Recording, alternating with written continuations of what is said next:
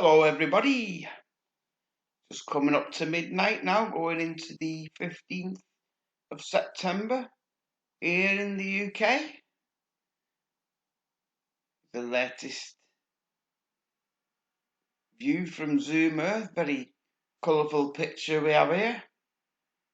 I just want to start by welcoming my 2 new subscribers since my last video.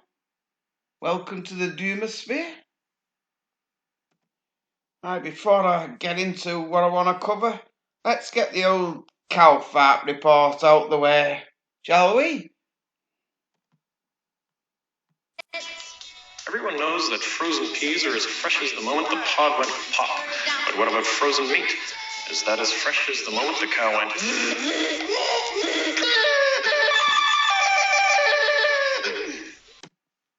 Here's the latest measurements.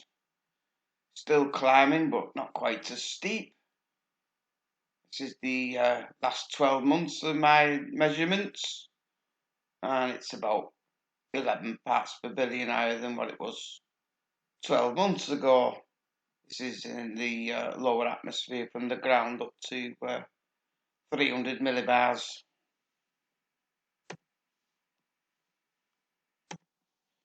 Higher up in the atmosphere from 300 millibars upwards. Since my last video, it's been holding about steady, leveled off. But just in the past week, we've got another signs of another uptick. I'm not going to dwell on it. If you want to study my results in more detail, then just pause the video and have a study at your own leisure. Just to say, there's nothing major happening at the moment. A bit boring, really. Hurricane Laura was a bitch, wasn't she? What I find most amazing about Laura is the length, the absolute length of a storm track since she became a named storm. So take a trip with me and let's measure the length of a storm track. And here she is. This is on the, hang on, bugger. She became a named storm on the 16th of August. Right. There she is. I have to zoom out a bit because these distances are astronomical. Starting here. We'll have to do this in stages. Right. This is the track that she followed. It's only I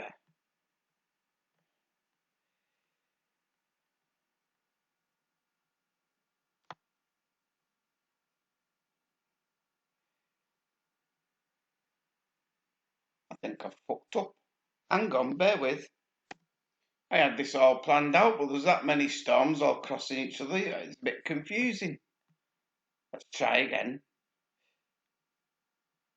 Just do it in little bits. It's that one goes up north and then goes over to this way.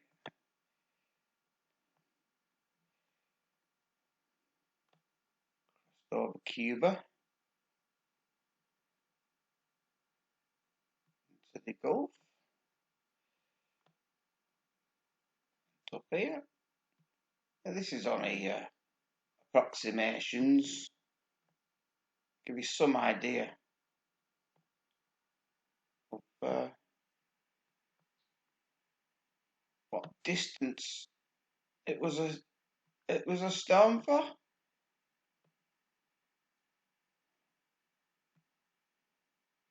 What's the measurement on that?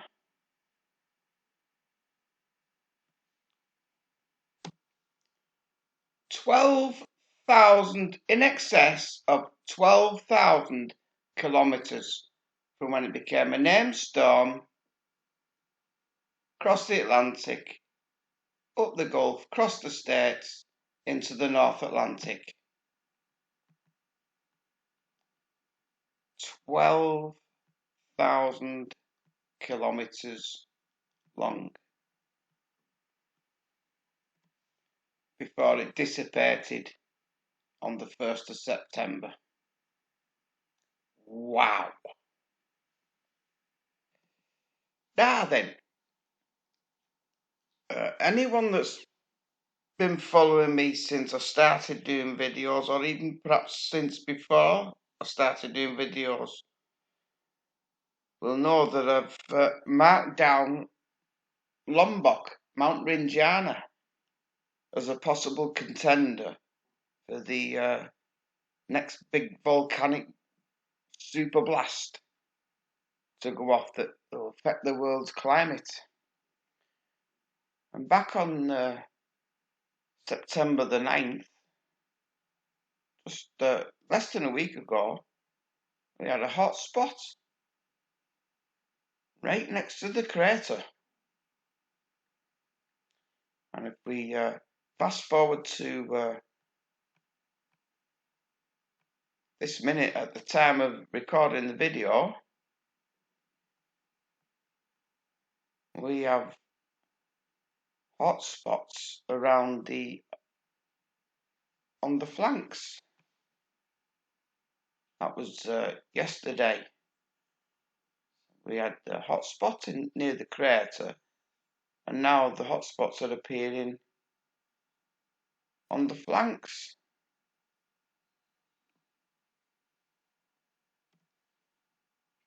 Just keep your eye where the hot spot was on the 9th as I zoom in. Oh, it's gone. 2. So when we zoom in, see,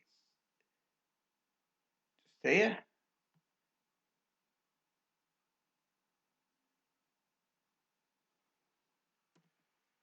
When this little bugger last blew its top centuries ago, it was responsible for major famines, deaths of millions of people all across Europe.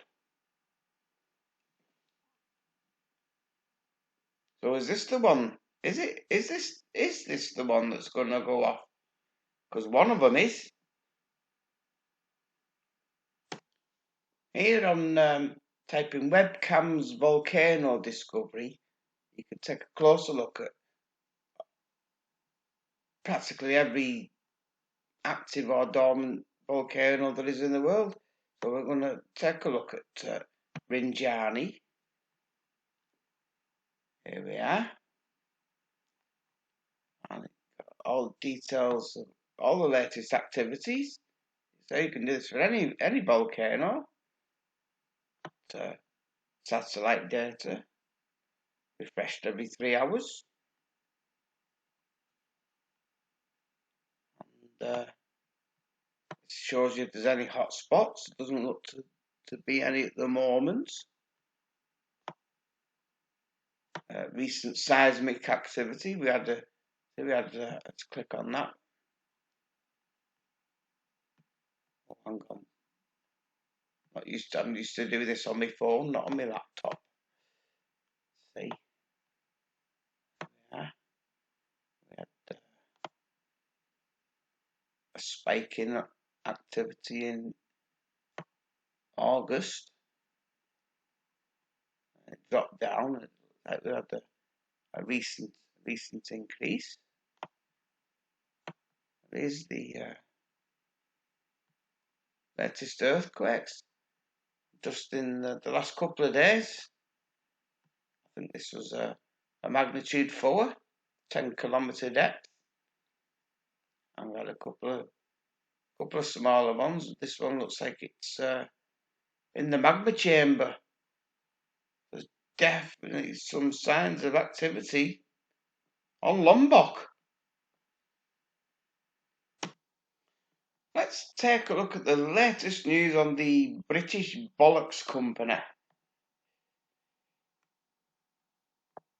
Is there life floating in the clouds of Venus? Well, apparently they've found some chemical in the atmosphere that can only be explained that's indicative of life on Venus. I don't think it's very likely.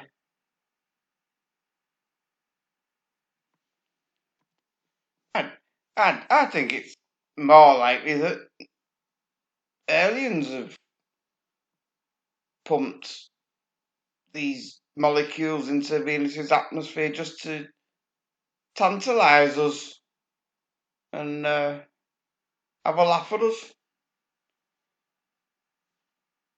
And Venus does give us a glimpse into what the Earth's going to look like in a century or two. Moving on, report rule of 6 breaches, Minister urges. Let's click on that. People should report their neighbours for any suspected breaches of new rule of 6 limits on social gatherings, the crime minister has said.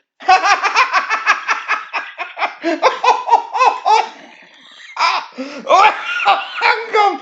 Oh my god! That's the fucking typo of the fucking decade!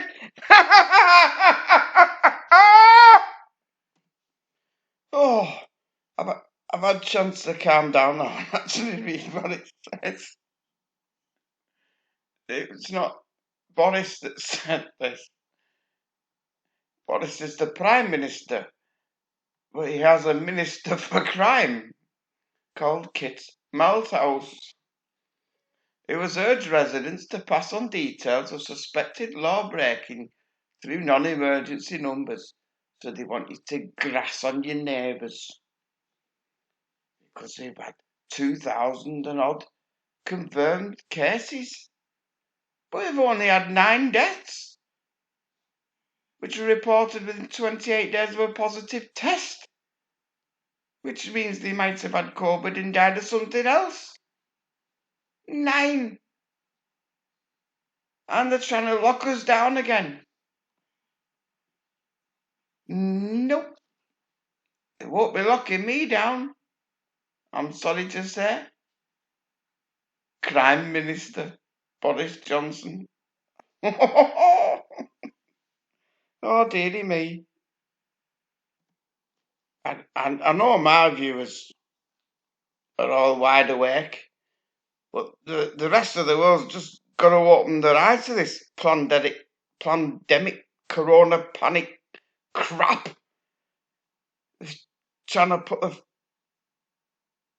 fear of God into everybody. Oh, they're just trying to control us all.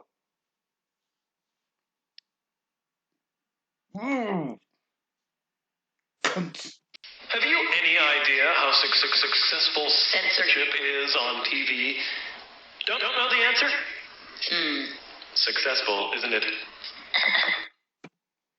Let's have a look at the latest Atlantic tropical cyclones and disturbances.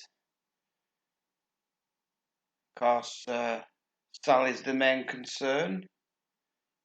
Now blowing at 100-mile-per-hour winds, sustained, moving at just 5 miles per hour, and it's going straight into New Orleans. So they're going to get a good soaking again. This little sod here will bring heavy rains to Mexico and southern Texas by the looks of it. Paulette, 105 mile an hour. Major hurricane, it's going to go up here somewhere. Renee's not doing much, is he? 30 mile an hour. Here's Teddy, He's got good possibilities. 50 mile an hour at the moment. Moving west. He's gonna fly up into the Gulf. Vicky, slow mover, 45 mile an hour, that can go anywhere. And another one, 50% formation chance of in the next 5 days. I've never seen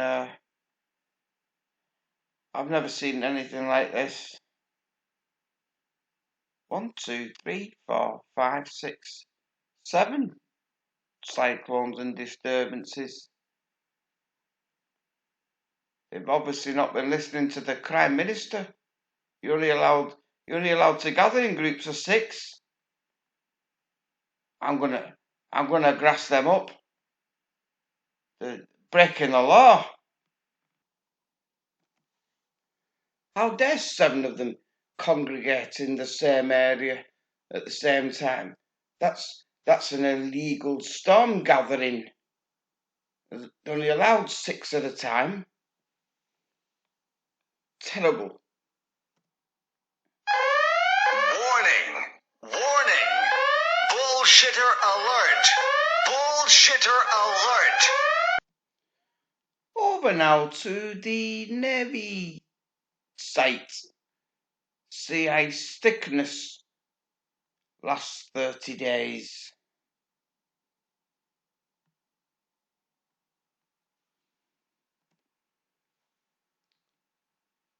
And you can just see how thin and slushy it all is. It's never ever been like this.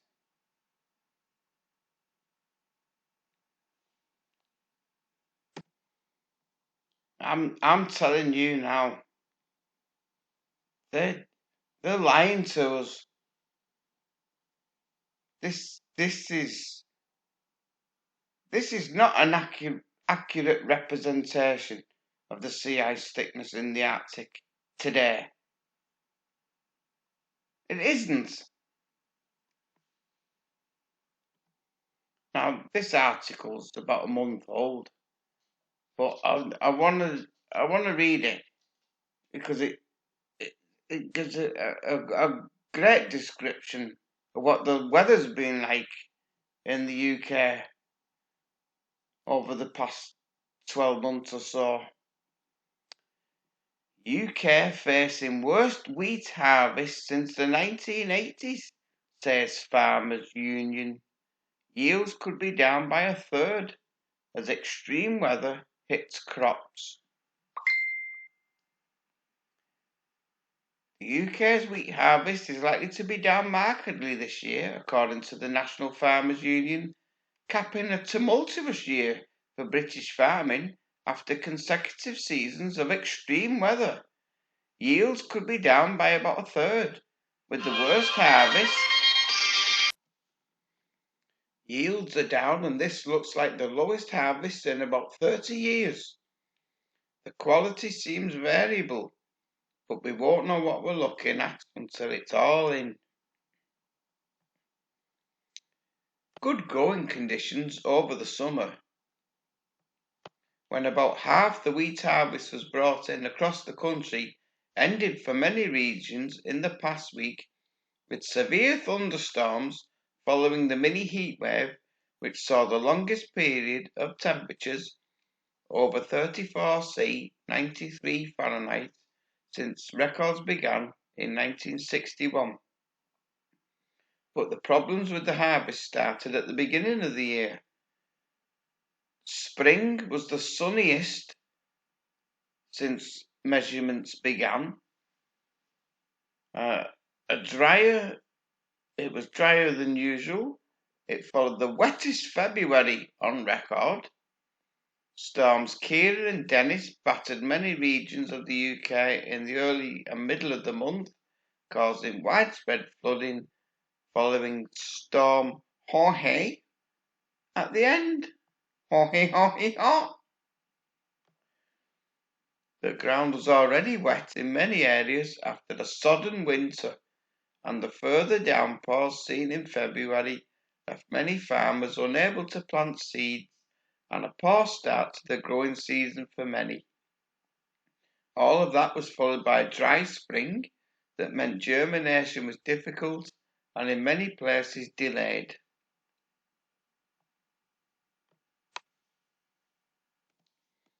These weather extremes are only going to get worse.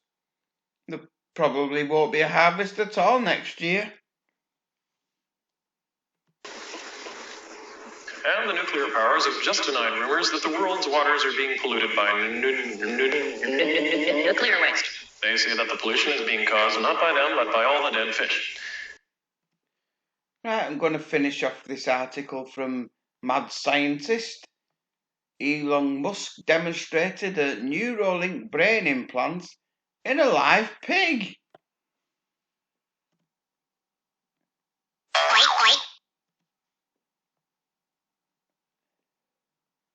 Elon Musk has showed off his company Neuralink's brain-computer interface for the first time in an announcement on the 28th of August.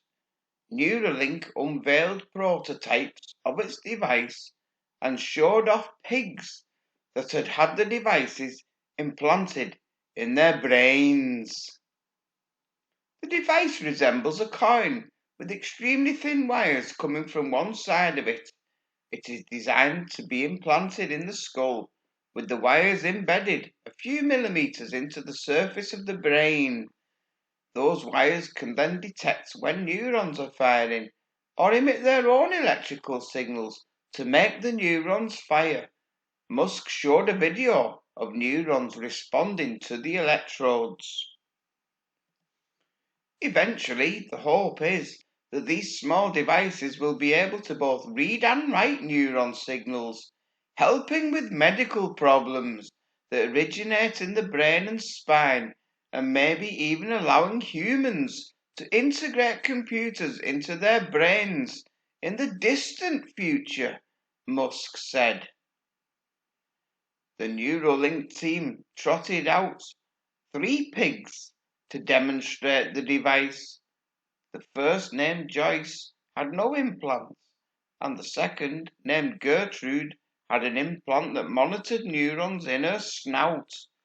Musk displayed a screen showing live signals from Gertrude's Neuralink device as she rooted around in some hay, produced when she touched her snout to food or the ground. The third little pig, called Dorothy, had had an implant installed and then removed. What Dorothy illustrates is that you can put in the Neuralink, remove it, and be healthy, happy, and indistinguishable from a normal pig, Musk said. This will be important for human users, he said, because they may want to remove or upgrade their implants. The challenging part that they've pulled off is that the animal is happy looking and walking around and acting normal, and the data is being relayed wirelessly, says Timmy Datta Chowdhury at the Feinstein Institutes for Medical Research in New York. Other people that might have done something similar usually have the animal on an operating table under anesthesia with wires coming from its brain. You do all know where this is going, don't you? This isn't about helping people with medical problems. I'll carry on. While this is impressive, says Data Chandri, it is still not quite enough to prove the devices are safe for humans. Musk said that implantation can be done with relatively little bleeding in the brain. You sort of think if you stab something with a wire, surely it will bleed. But actually, at a really small scale, it does not, he said. They downplayed the potential damage to the brain, but that damage is sometimes not easily observable in humans, let alone piggies, says Data Chowdhury. You don't know if the pig now has a slur or the other pigs aren't really socializing with it because it's acting weird. During the announcement, members of the Neuralink team expressed their long-term hopes for the device, ranging from restoring vision for people with eye injuries and limiting pain to recording memories and telepathy. Oh, isn't that great? Some of these goals are more realistic than others, says DC. For example, Musk spoke about bypassing spinal injuries to restore movement for people who are paralysed, which he said will be the focus of the company's first clinical trials in humans, beginning soon. Yeah, they'll be the real guinea pigs. Devices similar to Neuralink have achieved this, so it isn't outlandish to expect Neuralink to do the same. On the other hand, a feat like reading a memory or thought would require a detailed understanding of the brain that we simply don't have yet. Well, there's a link saying mind reading AI turns thoughts into words using a brain implant. They've already done it. I feel like there's still a lot that they have to learn, and it's going to be an uphill battle for them, he says. But this snowball might get rolling and turn into something bigger simply because of the advantage of the brand and having Elon Musk attached to it. That social spotlight. So it won't be long now till we all get our little brains microchipped so they can fire our neurons and control us and tell us what to do. And if we decide you don't want a chip, then I'm afraid you've got no money in the cashless society that comes along with it. So we're all a bit knackered, really, because the plans for us all are afoot now, and people need to rebel against this. I will not be a sheep or a pig, for that matter.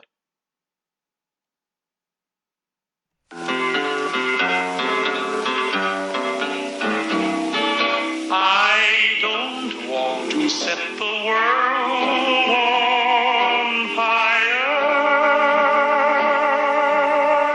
I just want to start a flame in your heart. I don't want to set the world on fire. I just want to start